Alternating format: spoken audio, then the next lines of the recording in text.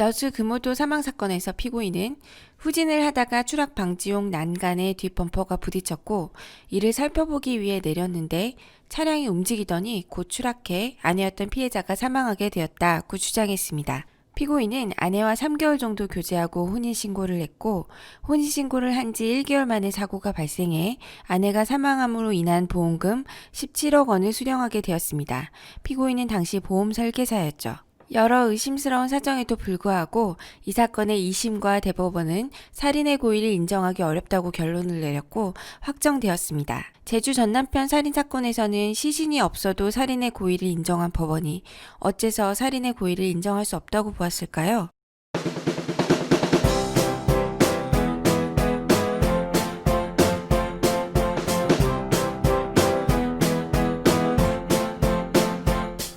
검찰이 파악한 피고인의 행적은 다음과 같습니다. 피고인은 피해자가 일하던 식당에서 피해자를 처음 만났고 2018년 9월 17일 무렵부터 가까운 사이가 되었다. 피해자는 2018년 10월 이후 피고인의 소개로 다수의 보험 계약을 체결하였다. 피해자는 2018년 12월 6일 당시 남편과 이혼을 했다. 피해자는 이혼 4일 후인 2018년 12월 10일 피고인과 혼인신고를 했다. 피해자는 혼인신고 2일 후인 2018년 12월 12일 피해자 명의로 가입된 모든 보험 상품의 수익자를 피고인으로 변경하였다. 피고인은 2018년 12월 23일 14시경 피해자와 함께 금오도의 땡땡 선착장에 들어가 방파제 경사로와 장애물 등을 사진 촬영하였다. 피고인은 2018년 12월 31일 15시 50분경 피해자와 함께 금오도를 다시 방문하였다. 피고인은 같은 날 22시경 사전에 미리 물색해둔 땡땡 선착장 방파제 경사로에 주차하였다. 이후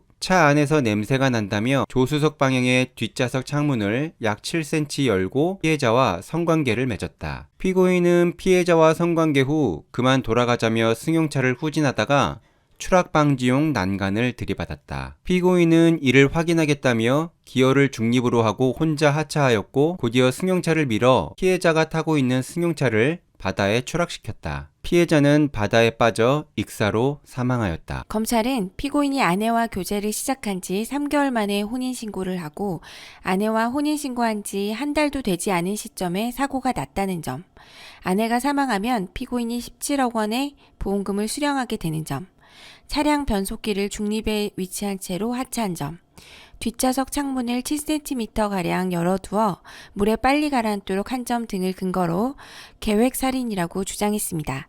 이에 대해 피고인은 냄새가 나 차량 뒷좌석 문을 조금 열어둔 것 뿐이고 후진 중 난간까지 충격한 상태에서 자신은 기어를 주차로 변경한다고 생각하였고 탁 걸리는 느낌이 들어 주차 기어가 된 줄 알고 내렸다는 취지로 주장했습니다.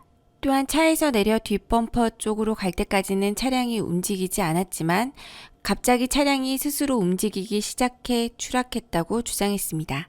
1심은 다음과 같이 판단했습니다. 이 사건 당시 만약 피고인이 차에서 하차하는 시점에 곧바로 차량이 굴러갔다면 피해자가 옆에 탑승해 있는 상태에서 그대로 하차하기는 어려웠을 것이므로 일단 피고인이 하차하는 시점에는 차량이 멈춰 있었다고 봄이 타당하다. 그렇다면 이 사건 승용차가 굴러가게 된 원인은 피고인이 뒤에서 이 사건 승용차를 밀었기 때문이라고 보는 것이 합리적이다. 만약 실제로 피고인이 이 사건 승용차를 밀지 않았다면 1.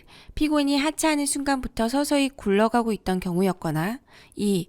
우연히 강풍, 피해자의 움직임 등에 의하여 굴러가게 된 경우였을 것이다.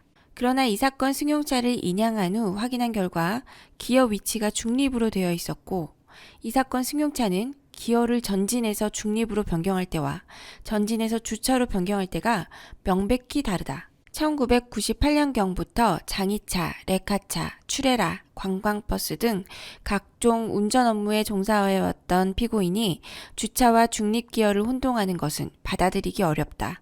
위와 같은 점과 여러 가지 점들에 비춰볼 때 피고인이 의도적으로 추락 방지용 난간을 충격한 후 의도적으로 기어를 중립 상태에 둔 채 이 사건 승용차에서 하차한 것으로 볼 수 있으므로 피고인이 차량을 밀지 않았고 위 1 또는 2의 방법으로 차량이 굴러가게 했다고 하더라도 의도적인 살해 행위에 해당한다. 그러나 2심과 대법원의 판단은 1심 판단과 달랐습니다. 기여를 중립에 두고 내린 부분에 대한 과실은 인정했지만 살인의 고의는 인정하지 않았죠. 이유가 무엇일까요?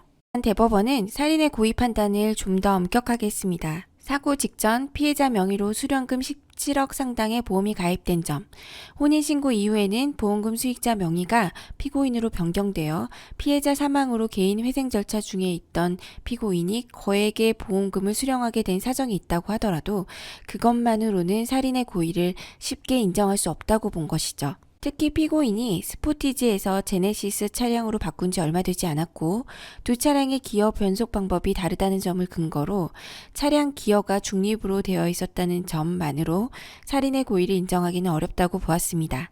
피고인의 말대로 실수라고 볼 수도 있다는 것이죠.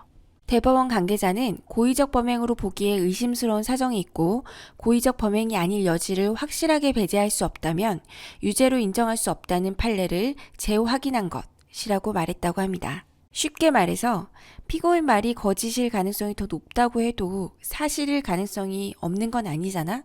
그래서 유죄 판결을 선고할 수가 없어 라는 뜻이죠. 살인죄에 대해서는 살인의 고의가 없었다고 보아 무죄를 선고했지만 변속기를 중립에 두고 하차한 과실을 인정해서 교통사고 처리 특례법 위반 치사죄를 인정해 금고 3년형을 선고했습니다. 오늘 영상은 여기까지입니다. 다음 영상에서는 A를 죽이려고 했는데 B가 사망하게 되는 경우 B에 대한 살인죄가 성립할 수 있는지 알려드리도록 하겠습니다. 시청해주셔서 감사합니다.